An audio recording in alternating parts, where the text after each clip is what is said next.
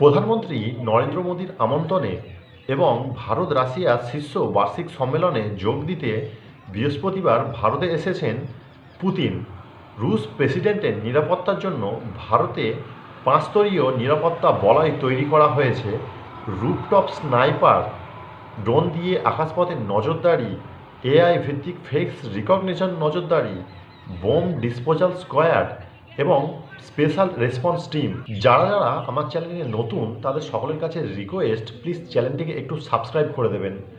পুতিনের ভারতে আসার আগেই রাশিয়া থেকে 50 জন শীর্ষ নিরাপত্তা কর্মী আগেই ভারতে এসে পৌঁছেছেন। পুতিনের কনভয় যে পথ দিয়ে যাবে, দিল্লি পুলিশ এবং এনএসজি কমান্ডোদের সাথে সেই পথে একবার করে টহল দিয়ে ফেলেছেন তারা। পুতিনের নিরাপত্তার জন্য বিশেষ ড্রোনের ব্যবস্থা করা হয়েছে। পুতিনের কনভয়ের উপর সর্বক্ষণ নজরদারির জন্য বিশেষ কন্ট্রোল রুম খোলা হয়েছে। পুতিন যে পথ দিয়ে যাবে সেই পথ জুড়ে বিশেষ কয়েকজন স্নাইপারকে মোতায়েন করা হয়েছে। সবচেয়ে উল্লেখযোগ্য বিষয় হলো পুতিনের সাথে থাকবে পুপ সুটকেস এবং পোর্টেবল ল্যাবরেটরি।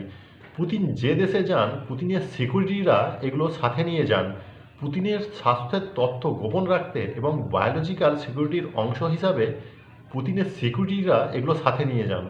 পুপ সুটকেসের মাধ্যমে পুতিনের পটি বা মল রাশিয়ার নিয়ন্ত্রণে থাকে, যাতে অন্য কোনো দেশ পুতিনের স্বাস্থ্য সম্পর্কে কোনো তথ্য না পান। আর পোর্টেবল ল্যাবের কাজ হলো পুতিন যে ঘরে থাকবেন, যে খাবার খাবেন, যে জল খাবেন, সেখানে কোনো কেমিক্যাল, কোনো গ্যাস, কোনো রেডিয়েশন বা কোনো জীবাণুর উপস্থিতি আছে কিনা তার সঙ্গে সঙ্গে পরীক্ষার মাধ্যমে ধরে ফেলবে এই পোর্টেবল ল্যাব।